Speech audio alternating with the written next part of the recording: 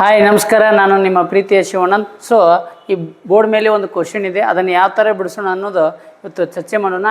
6,000 ಅಸಲಿಗೆ 6,600 ಅಸಲಿಗೆ ಭಾಗಶಃ ಮೊತ್ತವನ್ನು ಸಾಲವಾಗಿ 12% ಸರಳ ಬಡ್ಡಿದೊಂದಿಗೆ ವಾರ್ಷಿಕ ಬಡ್ಡಿಗೂ ಉಳಿದಿದ್ದನ್ನು 15% ವಾರ್ಷಿಕ ದರಕ್ಕೂ ನೀಡಲಾಗಿದೆ. ಹಾಗಾದರೆ ಸರಾಸರಿ 18% ಆದರೆ ಆ ಎರಡೂ ಭಾಗಗಳು ಯಾವುವು ಅಂತ ಕೇಳ್ಯಾರ. ಈಗ 6,600 ಐತ್ರಿ, ಒಂದು 12% ರೀ, ಇನ್ನೊಂದು 15% ರೀ. ಇವು ಎರಡು ಎವರೇಜ್ ತೆಗೆದ್ರೆ 18 ಆಗೈತೆ ರೀ. ಹಂಗಾದ್ರೆ ಅವು 12% ಅಮೌಂಟ್ ಎಷ್ಟು ರೀ, ಆಮೇಲೆ 15% ಅಮೌಂಟ್ ಎಷ್ಟು ರೀ? ಇದು ಭಾಳ ಟೆನ್ಷನ್ ತೊಗೊಬೇಡ್ರಿ. ಒಂದು ಕಡೆ 12% ಅಂತ ಬರೀರಿ, ಇನ್ನೊಂದು 15% ಅಂತ ಬರೀರಿ. ಇವು ಎರಡೂ ಸರಾಸರಿ ಅಂದರೆ ಎಷ್ಟು ಐತ್ರಿ? 18 ಐತ್ರಿ, 18 ರೀ. ಈಗ ಇವನ್ನ ಎರಡು ಈಕ್ವಲ್ ಮಾಡ್ಕೋರಿ. ಈಗ ಏನು ಮಾಡ್ಕೋಬೇಕ್ರಿ?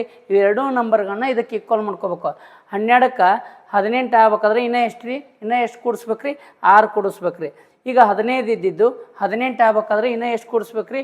3 ಕೂಡಿಸ್ಬೇಕ್ರಿ. ಇನ್ನೂ ಎಷ್ಟು ಕೂಡಿಸ್ಬೇಕ್ರಿ? 3 ಕೂಡಿಸ್ಬೇಕು. ಇದು ರೇಷೋ ತೆಗೀರಿ.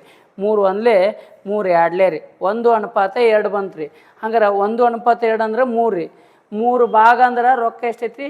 ಅಲ್ಲೈತಿ ನೋಡ್ರಿ, 6,600 ರೂಪಾಯಿ ರೀ ಸರ. 6,600 ರೂಪಾಯಿ ಅಂದ್ರೆ ಒಂದು ಭಾಗ ಅಂದ್ರೆ ನೋಡಿರಿ, 3 ಒಂದಲೇ 3 ಎರಡಲೇ 3 ಎರಡಲೇ 6. ಒಂದು ಭಾಗ ಅಂದ್ರೆ 2,200 ಅಂದ್ರೆ ಒಂದು ಭಾಗ ಅಂದ್ರೆ 2,200 ರೂಪಾಯಿ ರೀ. 2,200. ಹಂಗಾದ್ರೆ 2,200 ರೂಪಾಯಿ ಎಲ್ಲಿ ಐತ್ರಿ ನಮ್ಮ ಆನ್ಸರ್?